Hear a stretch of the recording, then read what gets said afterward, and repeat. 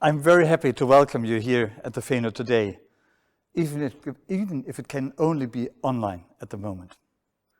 Actually, we would have wanted to welcome a lot more people here at Feno today, but we had to postpone our reopening due to the current situation and due to the current political decisions.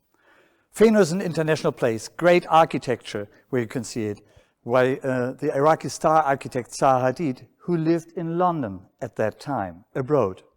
The content was developed by international experts, some of whom have worked here for many years, also abroad. And at Feno, it's all about science, technology, and human perception, which are not regional or national issues, they're global. I personally returned to Germany after 15 years living abroad, a time that has really influenced, has shaped me a lot. The experience of being somewhere where you have never been before, where you don't know anyone and where you rarely understand anything. I was in Switzerland, and Swiss German is really strange, is an experience I am glad I have made.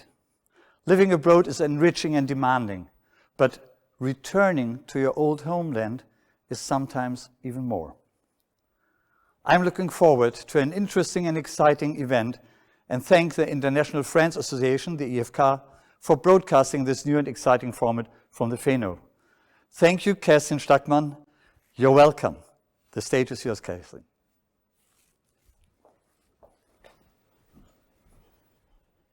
Thank you so much, Michel Junge. Good evening and welcome to our audience at home, in the office, or in your home offices. Thanks for joining us tonight. A very warm welcome to our guest speaker, Jurgen Stuckman, and our generous host, Michel Junge. We are very proud to start with the pilot of our new webinar series hosted here at the Feno in Wolfsburg. Thank you so much, Michel Junge, for having us and facilitating our new event. We appreciate your ongoing support very much. So what is it all about, this webinar event? In the past months, as a team, we have been focusing on developing new formats that not only highlight our DNA and key messages of our association, but also are catered towards our diverse community here in Wolfsburg.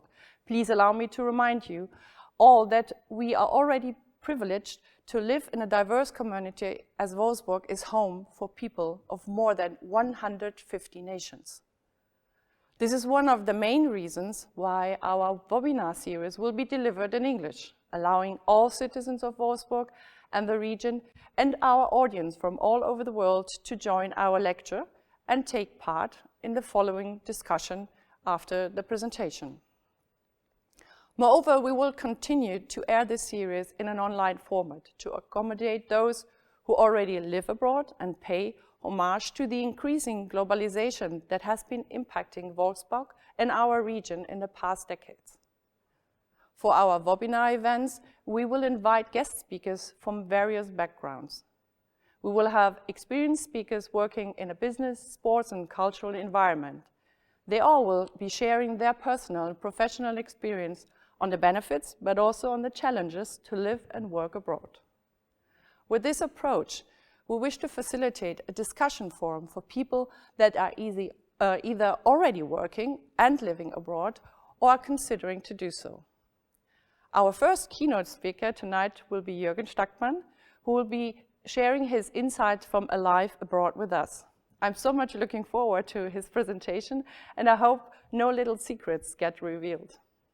Marius Dehm, our Young Friends team member, will support him by collecting the incoming questions from the audience, and Mr. Stackmann will be happy to answer all your questions after his lecture.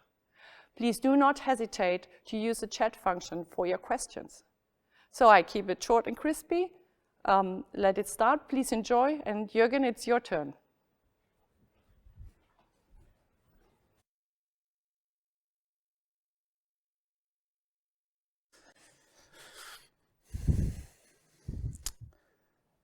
So, thank you very much.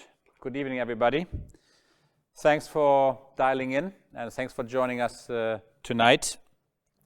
Big honor for me to speak here actually as the first presenter in the new EFK format webinar. And with that, I want to thank the International Freundeskreis, IFK, in Wolfsburg, a fantastic organization that takes care of international aspects of the city and sort of people coming here to live or people actually moving out of Wolfsburg. I think a very fantastic sort of organization with her president, my wife, Kerstin Stackmann, and Marius Dehm, who will help me actually organize the question session afterwards. My sincere thanks go to the Feno.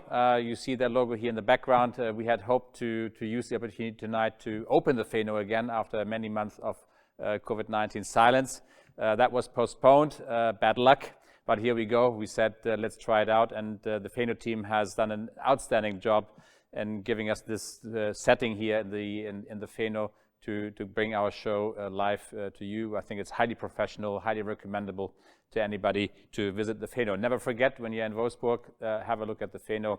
It's a great place actually to visit in the city. So the job that I had and had been given from Kerstin and Marius was to think about the aspects of an international life, a life abroad. I've spent many years outside Germany. And basically the key comment was, please don't talk about your career and your successes and the big stories.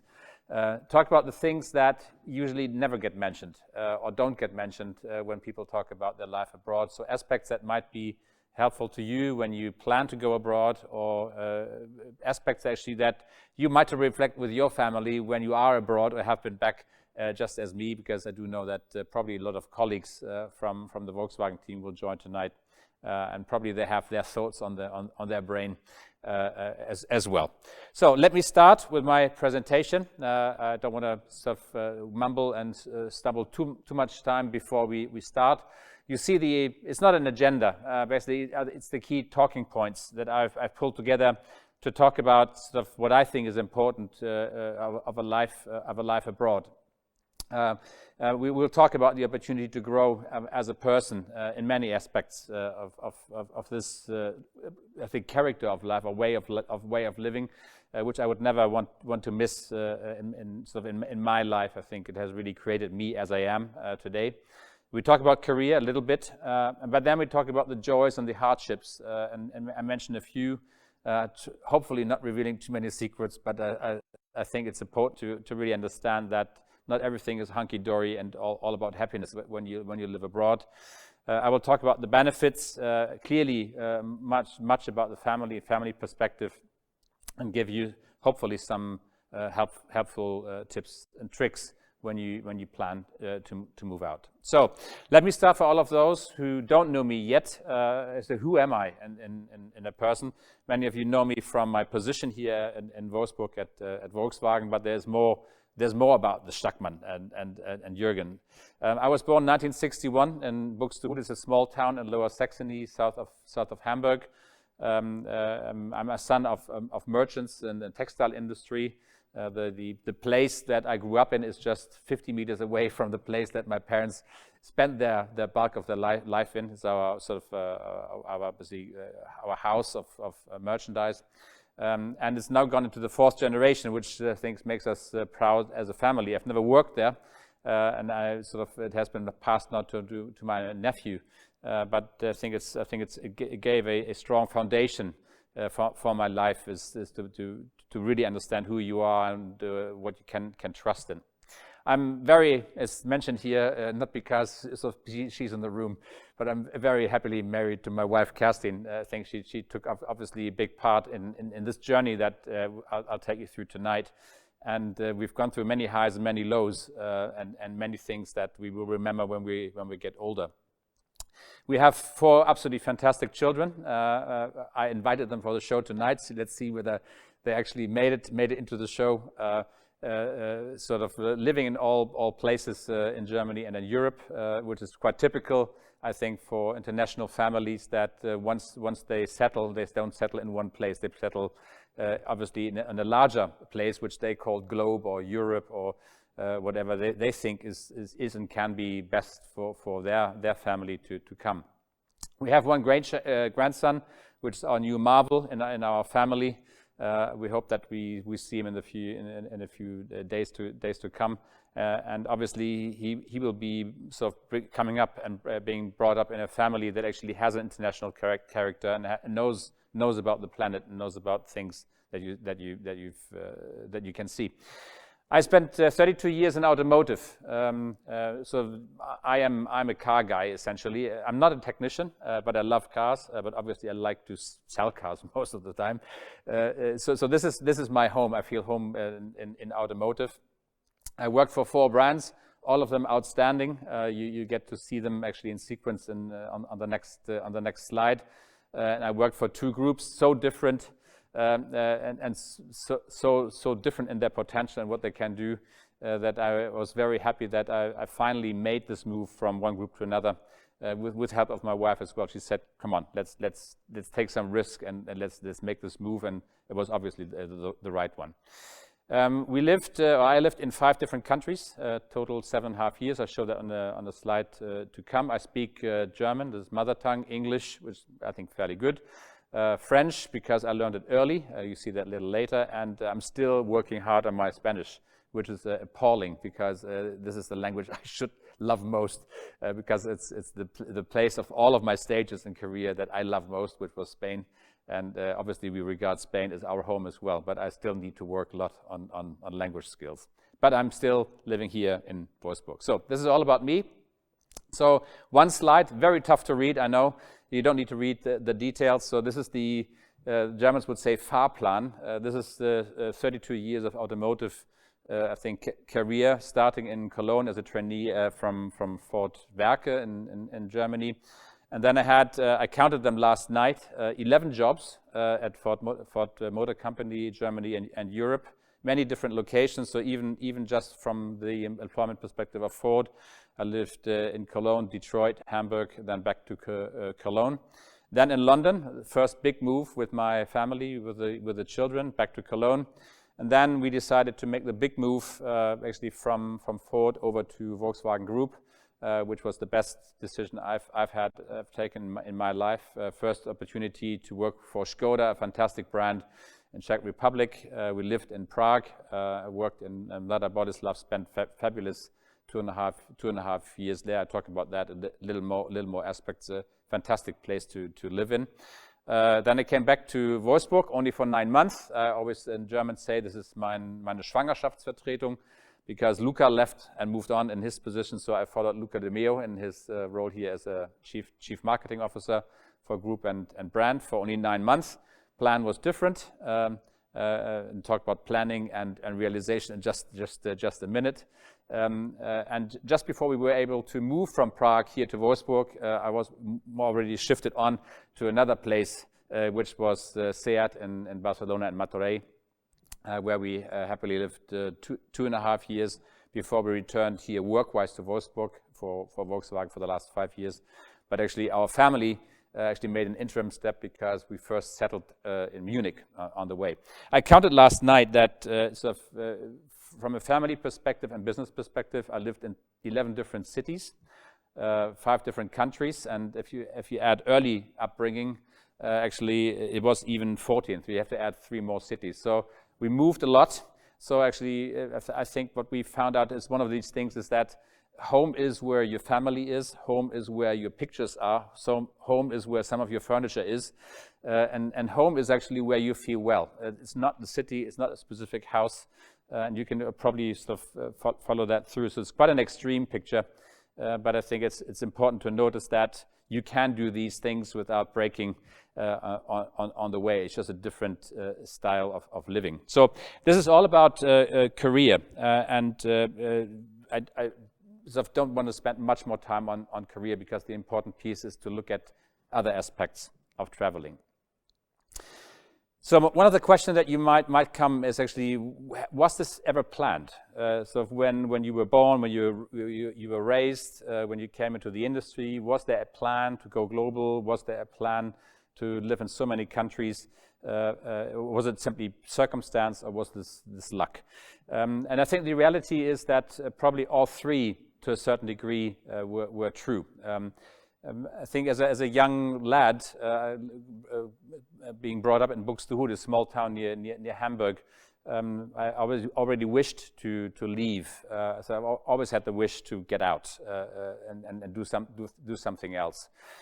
Circumstance, in the sense that you have to be in the right place, meet the right person, do the right thing at the right time to get picked as a person to say we'll move him abroad and put him into another sort of an environment. I think that is obviously, you can say it's performance. If you're really selfish, you say it's all about me. It was my role, and it was all about me. But I think it is always a combination of circumstance to know the right person who actually looks for someone and a position abroad, and he thinks you should go, not anybody else. And then planning-wise, I think we've tried to plan. I've tried to plan a lot. None of the plans worked out as I planned. But I think you have to obviously you have to try to plan just to give confidence in your own decision making, and obviously give some confidence and calmness to your family, because without a plan you'll be lost. So let me start with the foundations, and I think it's probably not a career move that I want to take you through, but I think it might help, because many of you actually on the screens tonight might be parents yourself. And I do believe that an early foundation is extremely helpful for children and then growing up to become adults in their life, of where they actually see themselves, what do they aspire to be in the future. I traveled a lot with my parents, which was in the 60s and 70s, not the usual thing, which the Germans have a nice saying for this, actually, is Fernweh, that you come home and the first thing you think about is when can I go back out again?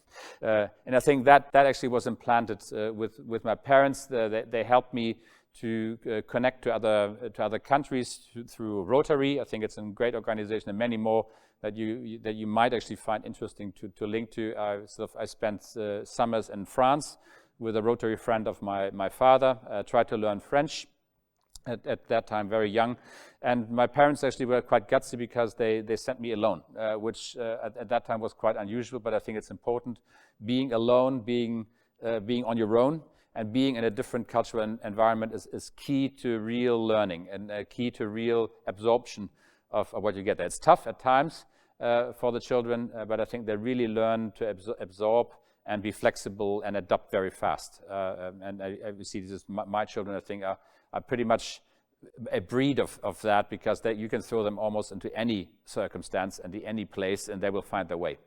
So I think that's something that you learn early. I went to the States, but I think my takeout from this early phases, I think you should, if you plan to do sort of an assignment, push yourself to do it. If you want to help your children, push them out early. Push your children. Don't let them be in the cocoon only around home. I think they will be happy at home. Push them out. Let them explore the world. The world is so beautiful and so has such a variety of sort of impressions that you just simply push them out and give them time to grow their own personalities. I talk about language a little later. Language has become the key to culture. So if I'm quite a good, I would say, talker, but I'm not very good at actually adopting languages. So I do speak a few, but I would have wished to learn a lot more about that and have a special page on language and culture, because I think it really is unlocking an experience in a different level that you need when you speak local languages. So, which were the moves? Just in sequence, just to give you some feel. I lived in France for 1 year during my study time. 7 months in Detroit. I think just to give you a glimpse of that, the original plan was to send me over for 1 month. That was extended to 2 months. That was extended to 5 months, and then to 7 months. I think that's one of the insights. Just stay flexible. Things will change, and just take the opportunity. Just explore as much as you can.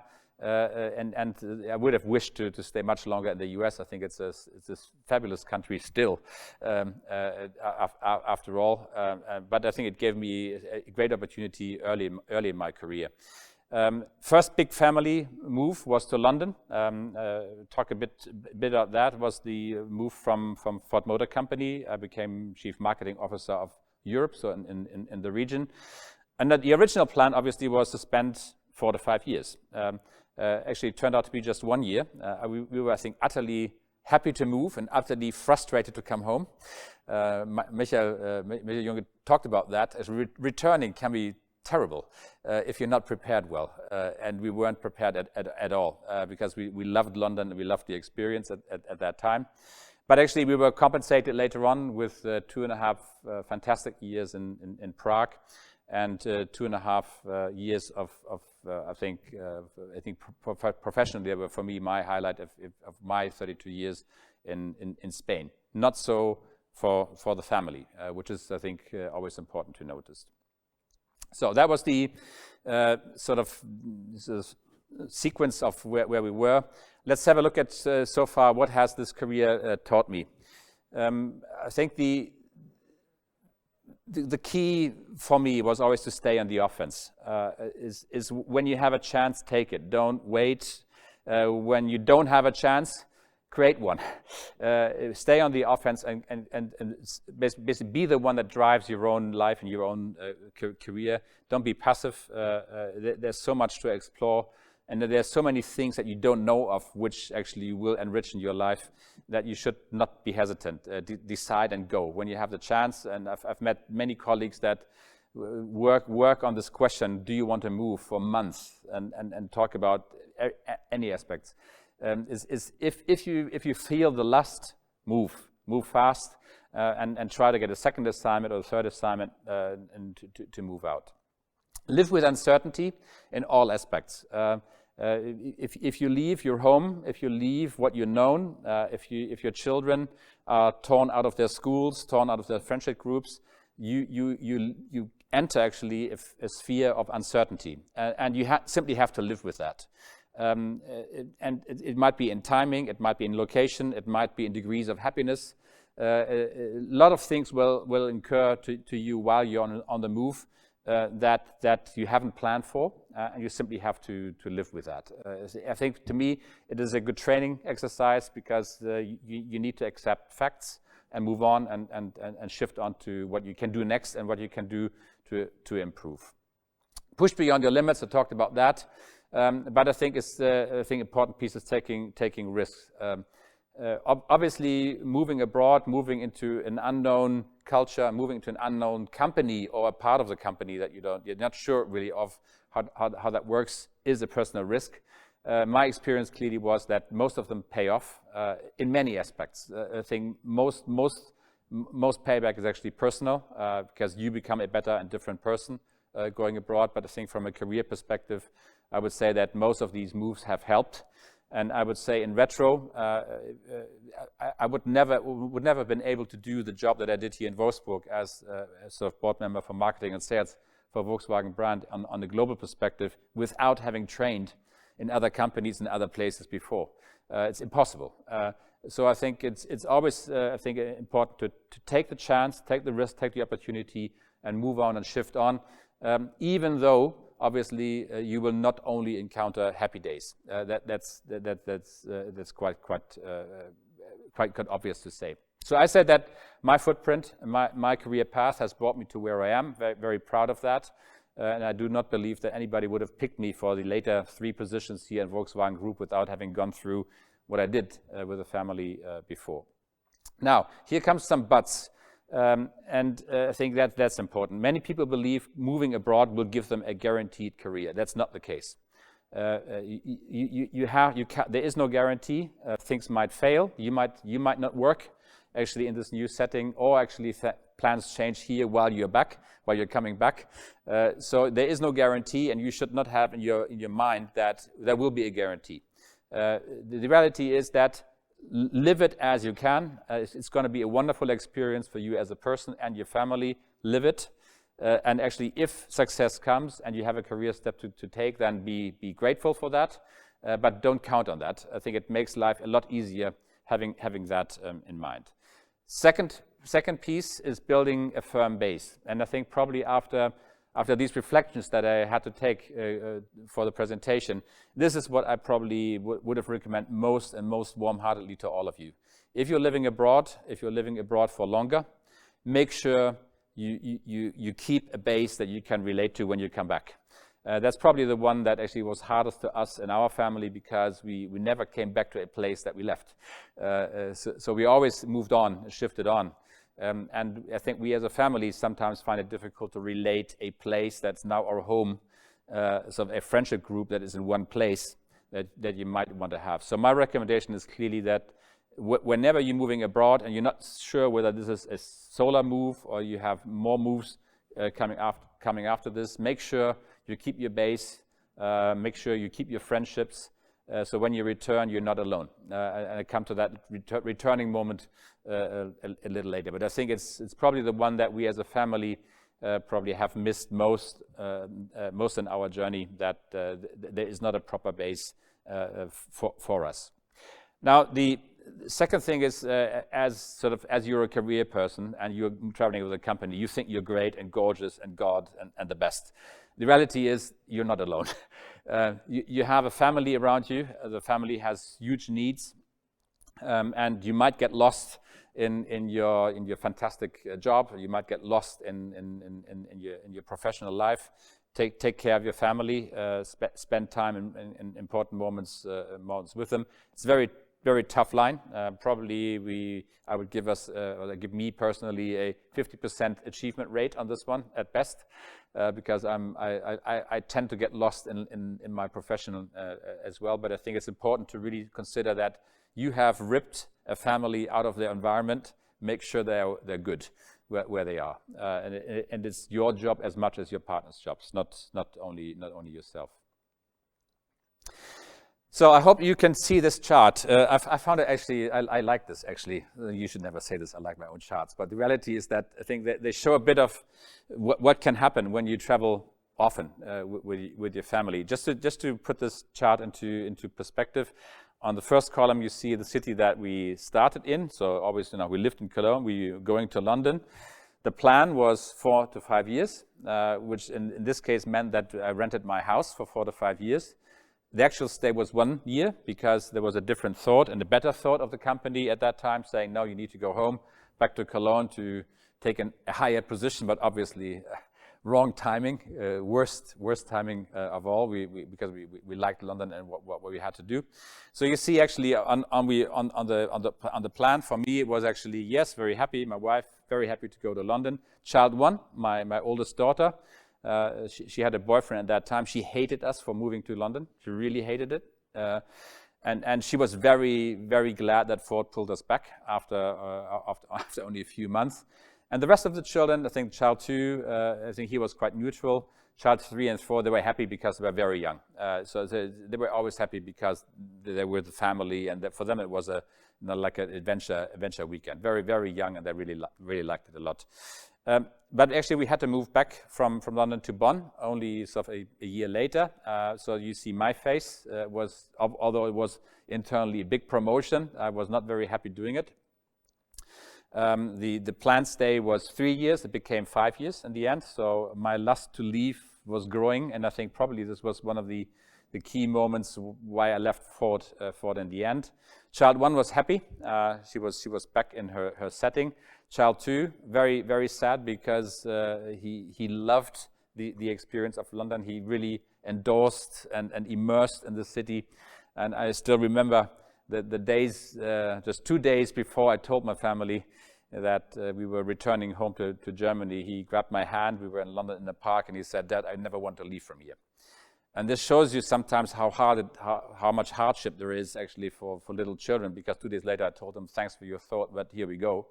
We'll pack our stuff and then move on." Still, the little one was, I think, very, very happy. Child 3, our sort of younger son, happy at that time, but actually a little uncertain. Now, we lived in Bonn, and then we moved the big border to Volkswagen Group. I joined the group, and first assignment was in Prague, Czech Republic. I've been there actually in young days. I've been there with my wife for a weekend. We fell in love with the city immediately, and you see her face, big stars. I think that was a wonderful move. Our oldest child never went to Prague. She already started to study in the UK at that time. Child 2, I think happy as long ago. He basically took his first years of university in in Prague, and you see our younger children, both actually with wonderful experience, 2.5 years that they will never forget. I think both of them would probably regard Prague as their home. When they have to pick one place which they say, this is our home, this is the place that I love, where I feel warmest and best, it's probably Prague at that time. So they had a wonderful experience due to a great school, a great environment, and I think we all felt at home at Prague. But again, the plan was 5 years. The typical board assignment is 5 years. After little over 2.5 years, Farland approached me and said, there's a new plan. And the plan was obviously for me a great one, because I was supposed to become CEO at SEAT at that time. So we moved to Barcelona. And this is about sort of good preparation and actually doing things that you shouldn't do. I accepted this job in one night, and that night was not at home. I was on a sort of, they call it Winterfahrt or Sommerfahrt. It was a summer tour. We tested cars, and Winterkorn offered me that job. And I took it actually over one night of sleep without consulting my wife. I have to admit, that was not a great idea. But nevertheless, it shows that sometimes you take decisions and it has huge impact on your children and your surrounding. So with that one, basically child 2 dropped out. Julius never made it to Barcelona. Till and Johanna actually were quite sad because they were so happy in Prague. And then actually you see here, with every move we actually lost one child to the grown-up world to take on their studies. They all studied outside Germany in many places, and now here we are, especially just the 2 of us left in Wolfsburg. But I wanted to bring this chart up for 2 aspects. First of all, it's impossible to make everybody happy when you move. You will always have a family member that actually is sad about something they're missing or something that they're giving up. And you saw actually, if you just look at the column here of planned and actual, is it almost impossible to hit your plan. We never made it, and you just simply have to live with what's coming up. So that was our family history on the moves. And I think when we meet in summer as a family, we still talk about the cities. We still talk about the experiences and how much they have impacted us as a family and each one as individuals in their upbringing. So, summary of the family side from this. I think for you as a professional, and this is what I always found, I think the settling is quite easy. You're moving into a new office, you have new colleagues, you have maybe a bigger job or a slightly different job, but it's a job that you tend to know, that you tend to live in quite easily. You have new superiors that you work in, but actually this whole settling in process and recreating family is not yours. It's your partner's. You will find out because your partner takes the burden for what's in here. They have to work in new environments, create a new home for children. They have to find new friends fast. They have to adapt to new school systems if you change them on the way. They have to recreate a new network. But obviously, they get inspired by new connections, new networks, new experiences as well. And I think one of the things that we found here actually is that the role of the partner might change quite heavily. He or she might have worked before you left and is not working while you're on the go.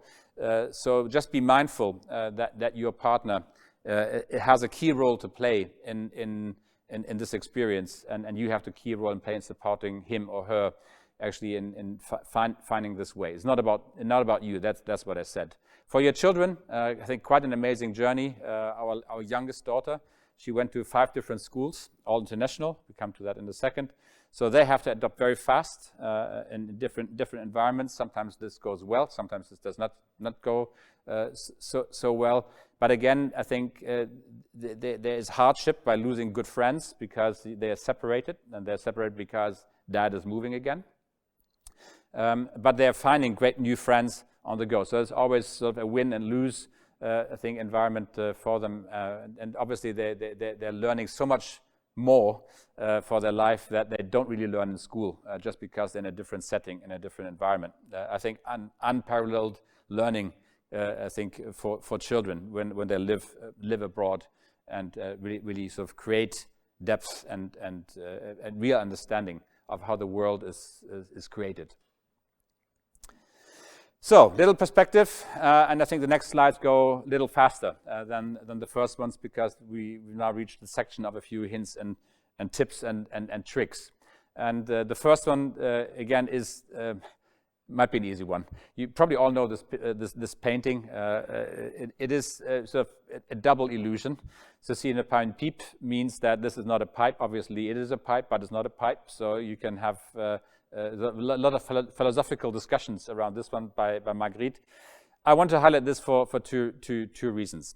Foreign assignments can and will enrichen your life for good. When you come back, you are different. You have changed. You will not notice, but you have changed because you absorb everything around you so fast, because your mind is very active and you simply soak up everything you have. If you've done it well, it will leave a lasting imprint of who you are, professionally or as a person. And I do sincerely believe that makes you a better leader from a corporate perspective. I've met a lot of people that have been have been in many different places, have worked in different environments, and they are simply the better rounded leaders for the companies. But these moves never heal broken marriages. So just have an honest view on yourself. Is there a major underlying problem before you go? Then please don't go, because the likelihood of this going belly up is pretty high. We've seen a lot of sort of groups and of parallel sort of people moving outside that actually came home as a complete family. Things can go terribly wrong there. I think as important guarantees, there is no guarantees for career steps. And the illusion that you might work less when you work abroad is not the case. You work more, and you work probably harder than ever before. So just take a look at this balance. There's a lot to gain, but make sure that you really understand what this might be doing to you and your family. So I take a bit of water if you're okay. So a few practical hints. We've done a lot of location hunting, I tell you. So when you look for locations, a clear recommendation from us: if you have family and you have children, locate them where the school is. The school is the center of gravity for everything you do socially while you're abroad. When you have young children, your friends, their friends are all in one place. So make sure that you're well connected to school, so that the children can see each other. It doesn't matter if you as a professional have to travel 1 or 1.5 hours to work, doesn't really matter. Make sure family is where school is, because if that's okay, you're okay. If that is wrong, then nothing will be happy. So make sure that your location choice is wise. Second one, schooling. There is going to be recommendations from the company. I know that I think Volkswagen, in most cases, try to sort of put people into German schools, which is great. Again, if you plan to return to German school system, that's great. Our choice from the start, from the London experience, was to go into international school systems, so English-spoken schools, for two reasons. One, we always believe that we would do it again, so leave the country, have another foreign assignment. And in order to do that, you need to select a school system in which the children can actually easily move from class to class, from grade to grade, independent of their country. And the American international school system we found was actually a good one for us, worked very, very well. So we found similar teaching styles, similar curriculum in all the countries that we lived in. Obviously, the children are now more English than German. I think two of our children would regard English as their mother tongue, would definitely not say that German is mother tongue to them. And you do create with that sort of a nature of third culture children. With this said, and again, I think the most extreme is our youngest daughter. She lived in 5 different places and schools. She is a third culture child per se, and I think when you see her act, she is an extremely sort of international person who works in different environments, the one thing that I mentioned already is that she misses this this ingredient of very old friends, very old networks that you have when you stay in one place. So that's the piece that I think she's missing most. But her and her siblings have such a rich experience that they can tap into now. So that would be our choice. Make sure that once you selected a school system, that's not yours. So if you're German, not the German school system, it's very hard to change when you come back and put them back into whatever, English or German. Make sure you understand the burden of school fees. We actually fell into this trap once with Ford. We actually, obviously school was paid when we moved to London, but it was not paid when we came back. And I tell you that your bank account looks very different at month's end when you have to pay private school fees for children. So make sure that actually you really understand the impact of your choice. Choose well. Again, my recommendation would be to go international. I think it gives an incremental aspect of upbringing to the children, but it's a thing that you need to really discuss deeply internally with your family. So that was school. Next piece is integration and immersion, and I think that was our key learning when we came back from London. You might remember now, London original plan stay 5 years, actual stay 1 year. And I think that gave us a different perspective on time and emergency. What we felt actually is the most important piece is to be fast in your immersion. Try to connect fast. Don't waste time. Even 3 years pass very fast. Once you're into the move, 3 years are over like this, very, very fast. There's always sort of a very natural connection, which is the international school or the school. Most of our friends in the times in Prague and Barcelona came from school and school sort of environments. We call this the most positive bubble we've ever had. Excuse me. It's a great experience to see this network of international people cruising around. You meet a lot of interesting and inspiring people as a grown-up, as parents, and obviously this creates a great bubble that you can live in. The real form of art is to integrate locally. So now I talk about two experiences that we had as a family that were important to us. So you can choose anything, choirs, clubs, associations, play football, play tennis, anything that you wish. But a local connection gives you an even deeper aspect of that country, because you tend to live in this expat world as a safe and sort of vibrant bubble, but I think it gives you an extra element of richness if you go beyond and stretch out to what the real thing is, local community. I brought you 2 examples, basically from our time abroad. In Prague, my wife sang in a choir. She started that in Prague in that depth, and it gave us a real incremental leverage to other people outside school, to some locals, and who sang in the choir, and it gave us a real, I think, insight into life in Czechoslovakia, and in a very, very different way. We really enjoyed it. I think it was, in her sort of singing career, the best stage, clearly, because they did tremendous things as an international choir. But I think it gave us a real, enrichment for our stay in Prague beyond this crazy great bubble school. The second one, Barcelona, was very different from the outset. We actually did not go where the rest of the, let's say, German or international pack would move to. We lived in Barcelona, and my wife and I have really tried hard to really connect with local Catalan society, which is probably as tough as coming as a foreigner to Bavaria and connecting with Bavarian society, or sort of in Switzerland. Michael said that with Swiss society. Catalans are very, very, very proud of what they have. And it took us really 1 year of, I would say, passion and hard work to really sort of open the first door.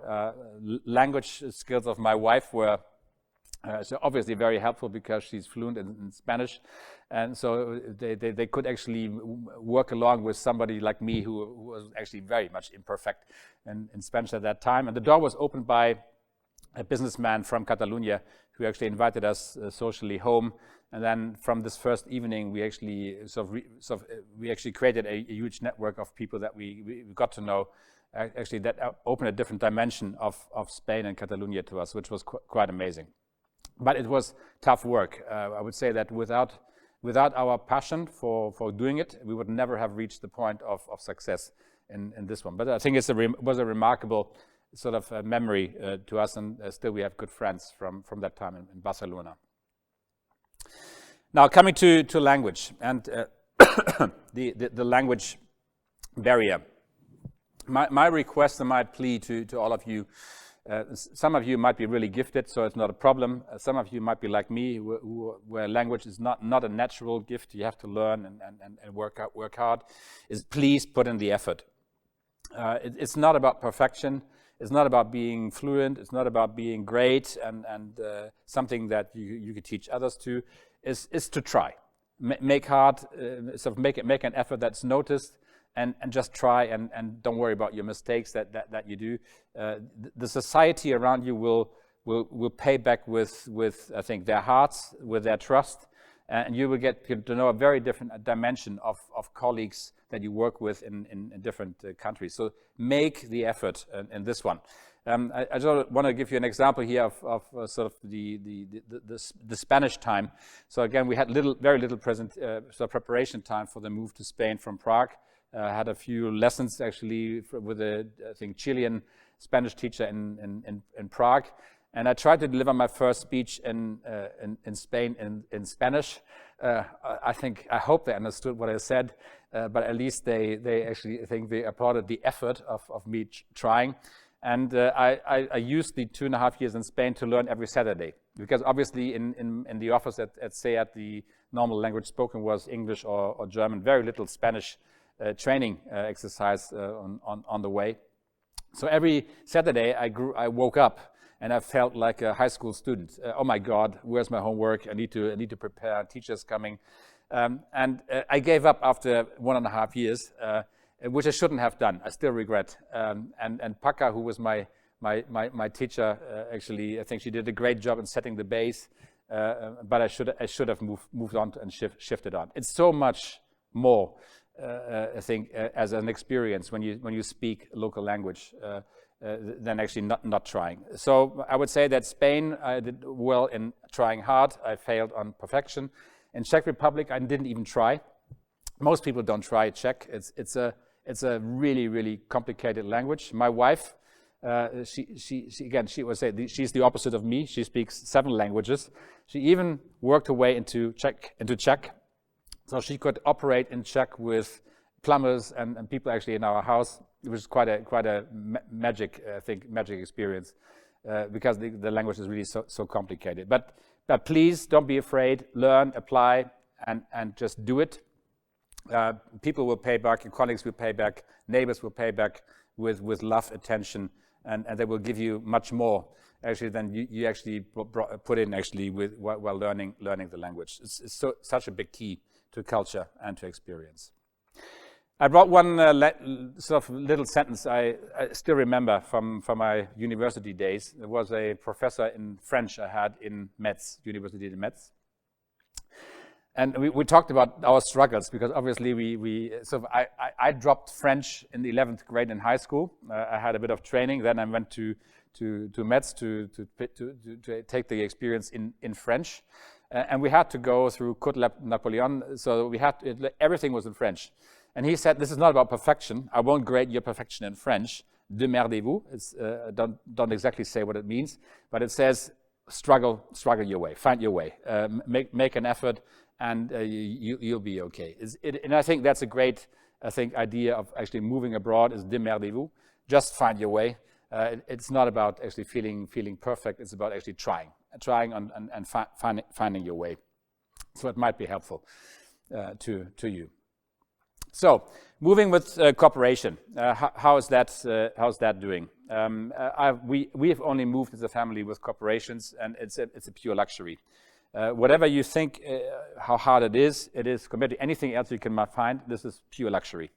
It's usually well organized. They actually give you good help in settling in and finding your way. Safety is usually not a big concern. Might in some places, but usually it's not. So when you're in a company and they make you an offer, or you're seeking an offer, or you're trying hard to get one, take it. I think it's a great time to just do it. Traveling and moving and with companies is so much more. I think so much easier than actually doing it on your own. Make sure before you leave that you're clear about your own priorities. They might give you advice and on schooling and location finding.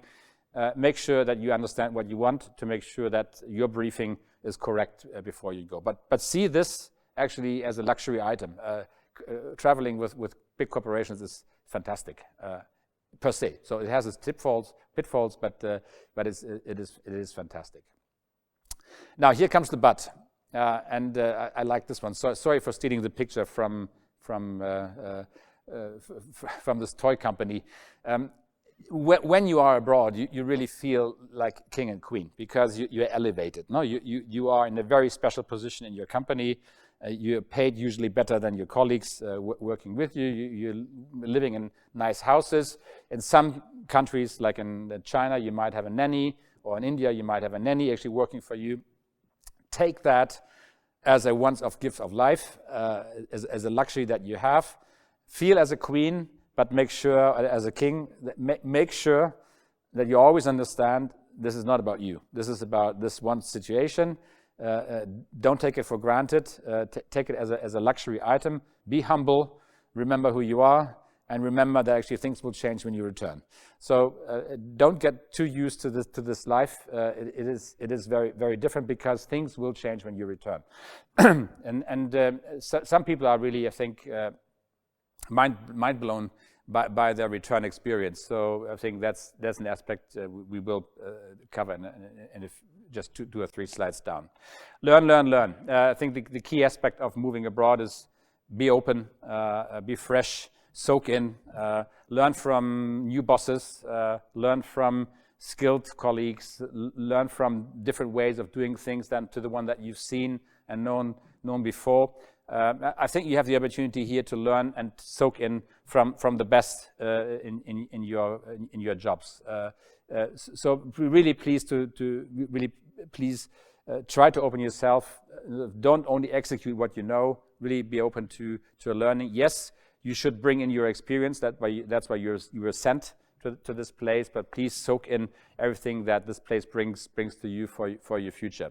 So it's a great way of adapting your own working style, becoming a better colleague and a better leader along the way. So learning is key. Now, I'm moving to the end of my presentation. 2 or 3 more slides left. Most importantly, enjoy the experience. This is a time for you and for your family. It's your common adventure, and it's an adventure that you will, as a family, you will talk about as long as you are a family. This is an experience that actually is very deep and is really sort of shaping who you are as a family. So we have many families who have expat background here in Wolfsburg, and we always talk about our experiences that we had in the places that we lived in, and they're always, obviously, as memory gets better, they're always getting better by the time. But obviously, I think enjoy and enjoyment and spending time to enjoy, it's the most crucial aspect of going abroad. This could be, and I hope actually it will be the best place and the best experience that you had professionally, or even in your lifetime.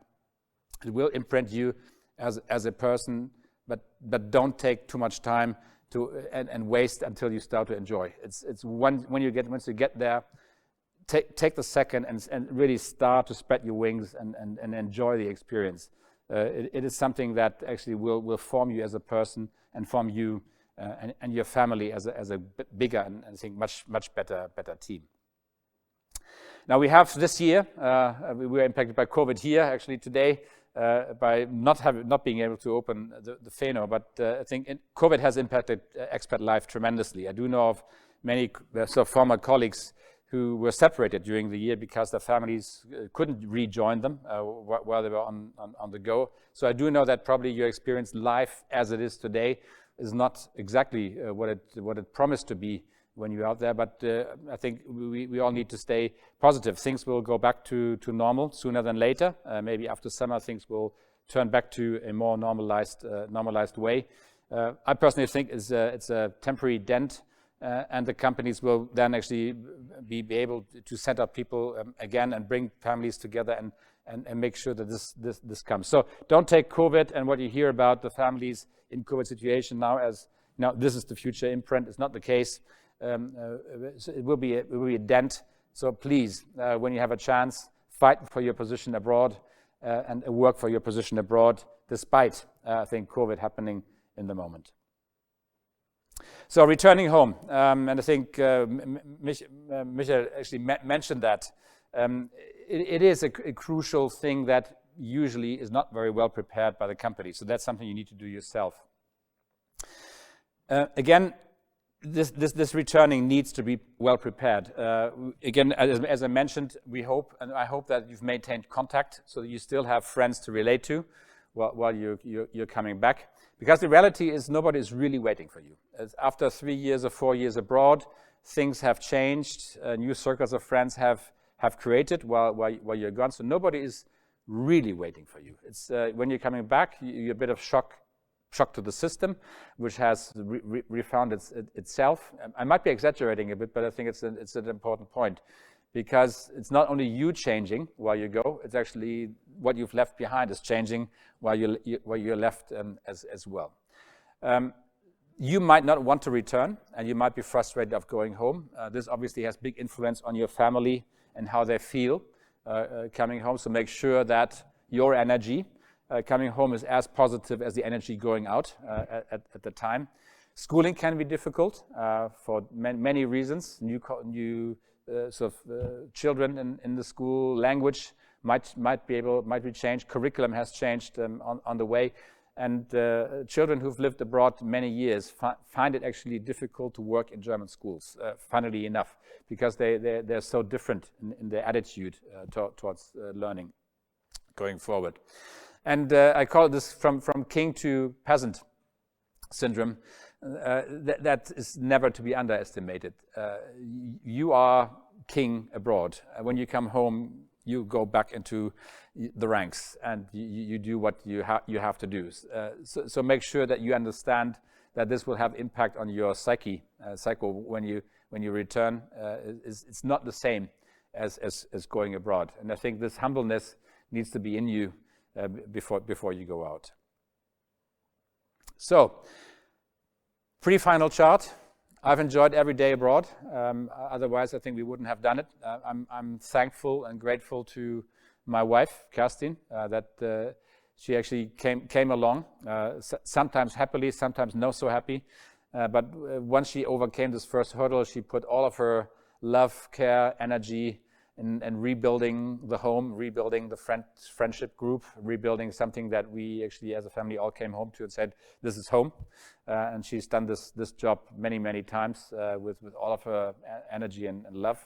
Thanks to my children who actually came along. I think the youngest were too young to drop out and say, well, I don't want to go. But I think you did well in how you actually really sort of took out the best from these experiences for your own world. And I'm very proud of all of them, how they've emerged as adults and grown-ups in their lives. And I think that's why I would still recommend it to everybody to go through the same experience. I think it has really enriched our life and clearly of every member in our family.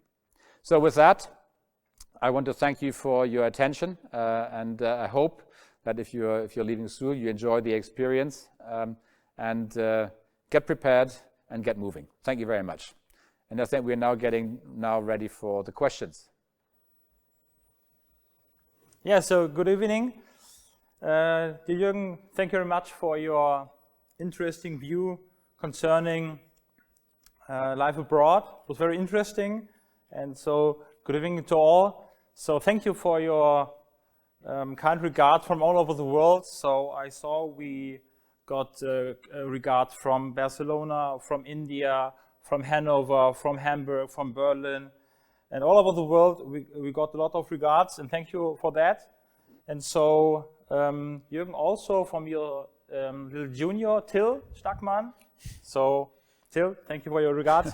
So Jürgen, so we can start with the first question, and I can say we have a lot of questions. So, but let us start with a short and question. What language is the most difficult for you? Well, in the day-to-day practice, as I said, Spanish, I'm afraid. I don't know why, and I promise that I will crack the Spanish one, but obviously Czech from all dimensions is a language that I think only Czech people can really master, and my wife to a certain degree. It's a very, very complicated language, which I never really tried, so I gave up before I really tried. Okay, so second question is, are you still in touch with friends living in different countries? Yes, I think it's quite interesting. As you get older, the amount of friends shrinks, and what has stayed with us actually is a good couple of friends in almost every place we have. So we have one of our best friendship couple living in Prague still. We have good friends in Barcelona, which we try to meet up regularly. So yes, we do have friends in all places. I'm afraid the London stay was too short, so no friends in London, but I think Barcelona and Prague still very good friends. Okay, so, and the third question was, is there a certain experience that you will never forget? Well, I would say that maybe it's two. You asked for one, I give you two. I think maybe one experience was that so basically on the arrival upon our arrival in Prague, we got to the school. It was the first evening of that school. There was an introductional sort of meet and greet for the children and us as parents. And our children too actually came to the school. They actually really moved into the school. They were just like soaked up. So they immersed in, I would say, 1 or 2 hours with groups of which then became deep friends. And 2 hours later, our son told us that he would be going to the city by tram with friends that he's just made. And I think that was a magic moment of seeing how fabulous these children can interact in different environments with new people. And I think it showed obviously this miracle of Prague to us, because we all felt so at home in that place. And professionally, I would say that obviously I say really my departure day at SEAT, when I handed over the baton to Luca De Meo at SEAT after 2.5 years of work for the team and the company, and this farewell of the SEAT team to me was something which I will never forget. It was a deep experience that I think really has a lasting imprint on me. SEAT was my love affair, and the love was returned, and the passion was returned from the team. I think we did a lot, and we came to great results. But I think this passion and this human connection is something that is so unique, and that's something that I will never forget in my time. Okay, so and was it always your ambition or your career goal to become a CEO? To be quite honest, not really. I never dreamt of actually being able to run a company. My upbringing at Ford was in the sales region. So Ford Werke is, yes, it's a big company, but it's a regional company. And I was boss of marketing and sales for the German market at that time. And I thought actually that was a fabulous job. I wanted to grow and experience more in my life, but obviously I think becoming board member at that time in Ford would have been a wild dream. But I wanted more. I wanted to grow and expand, and I think that's one of the things that happened so rapidly here with Volkswagen is when you seek to move and when you seek to improve, when you seek to to do more and experience more. I think people realize that you're the right pick when it comes to assignments that might be big wild at that time. So I would say that I think I never dreamt of becoming a CEO. When I became CEO at SEAT, it was clearly the best that could ever happen professional to me. You know, being able to shape a company and a team is a very unique, I think, a gift that's given to you. Okay, thanks. So in your report, you spoke about the whole tasks in your family and your beautiful wife. So how do you find your daily work-life balance? This is very tough, and I'm not a very good example of that. Maybe we should ask my wife. But the reality is that I love work, and I spend a lot of time there. Not now, because I finished work last September. So I do different kind of work now. But when I was still at the job, obviously, I did not have a great management of work-life balance. I think it was best in the earlier days at Prague, I think because the vibrancy of Prague and the experience on the weekends was so deep that we actually did a lot. But I would say that I'm not a great example of great work-life balance per se. And I wish everybody who's trying to find a better, I think, balance than probably I had. So I think we managed, but I think as a person, I could have done a lot better for the private side. But I love work too much, to be really honest.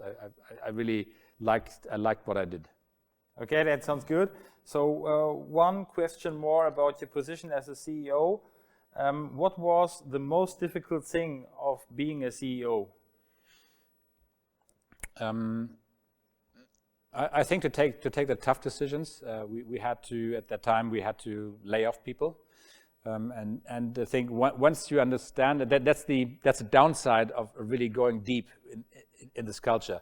Once you understand people and once you understand the meaning of work at SEAT for the people in the region of Martorell or Barcelona, it's obviously very tough if you have to decide to send some people home. SEAT was a broke company. I took it over with, I think, great work from the team before me, from James Muir.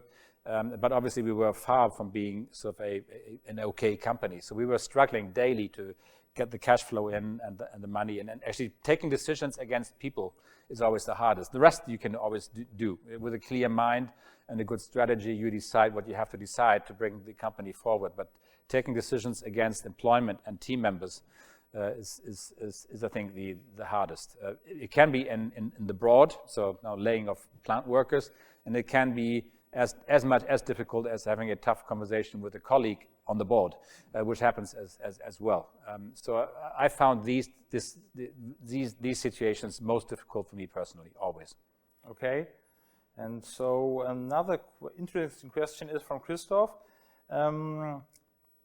His question is, if I ask your kids how they feel about their anti-youth, dealing with all the changes, new school, leaving friends back, and so on, what is their answer? Well, I can tell you, there is not a unique answer. I think all of our children have their view on their life and their upbringing. I think some of them are very happy with what has happened. I would say that our youngest is the one, because she was so deeply impacted. She moved 5 times, still 5 locations, 5 schools, 5 different friendship groups. She probably is impacted the deepest of the negative side of moving so frequently. But I think her struggle is really the lack of what we all had when we grew up, actually, an upbringing of friends that you know for 25 years. She doesn't have that, and that's something that she sometimes really would love to have.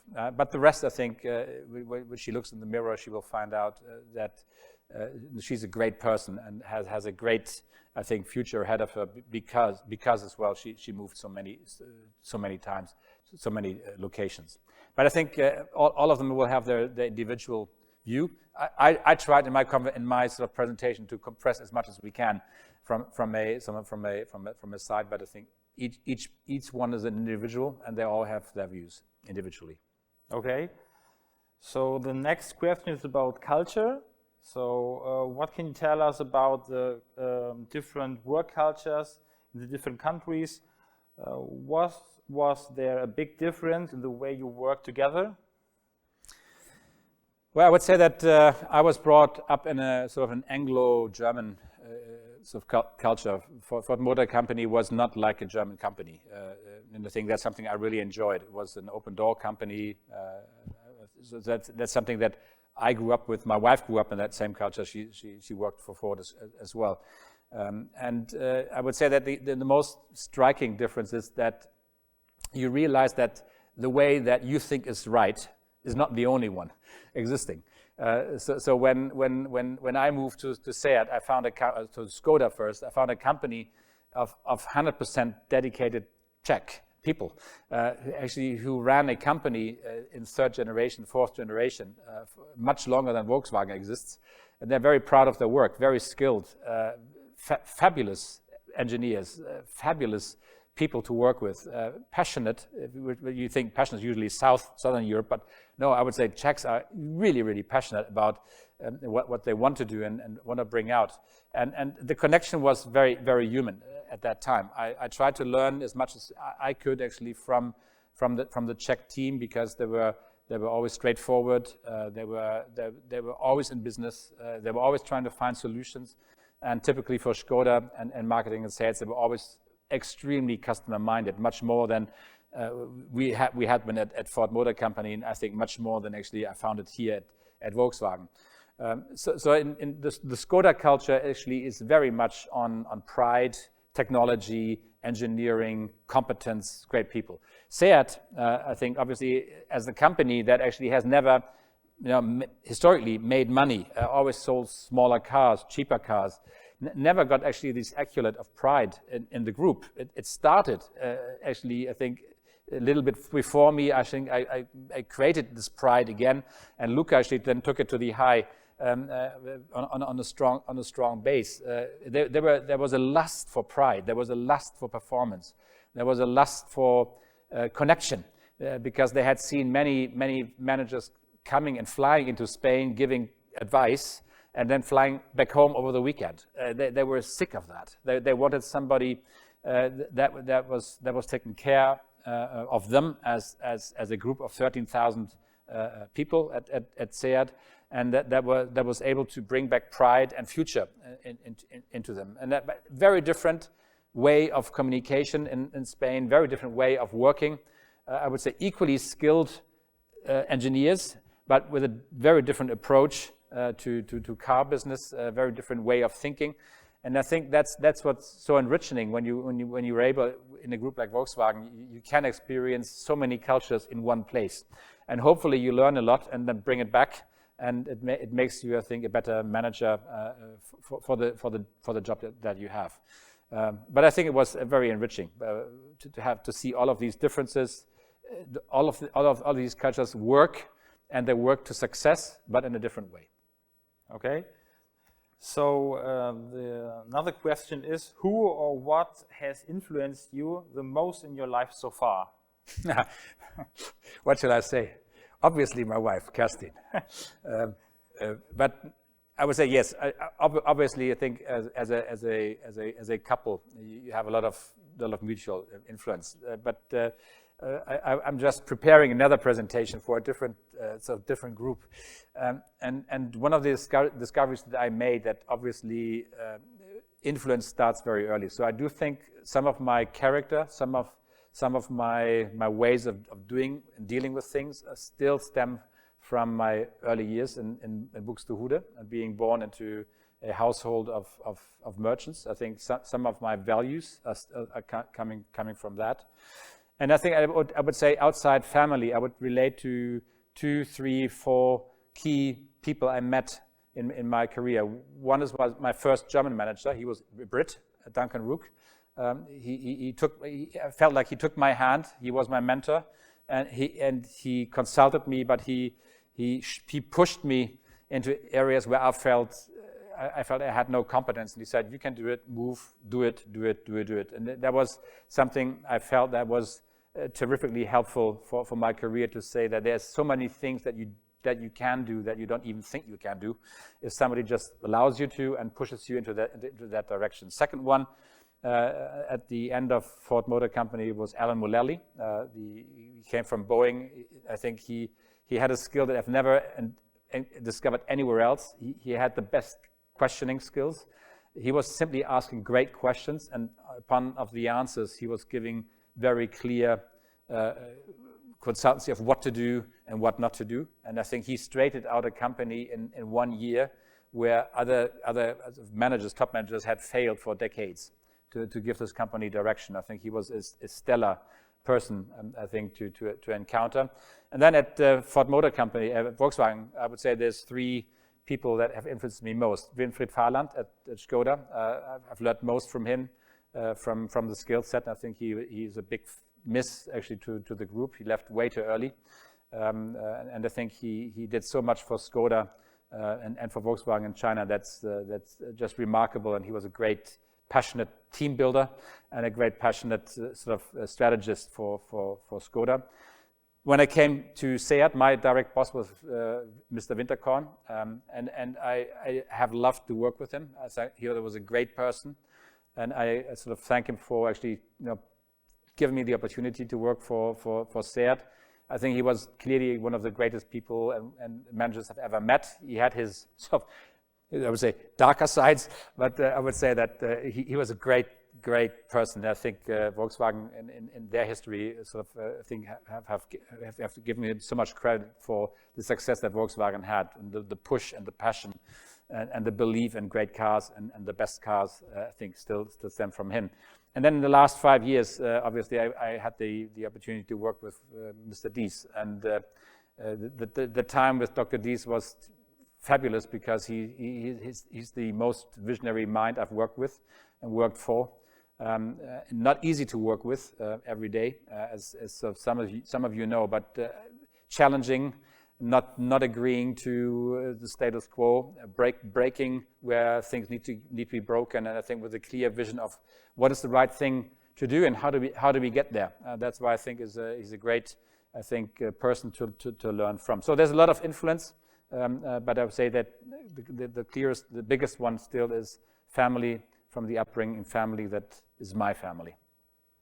Okay, that's a nice answer. So, and if we're taking a look back, what would you have made differently? This is tough to say.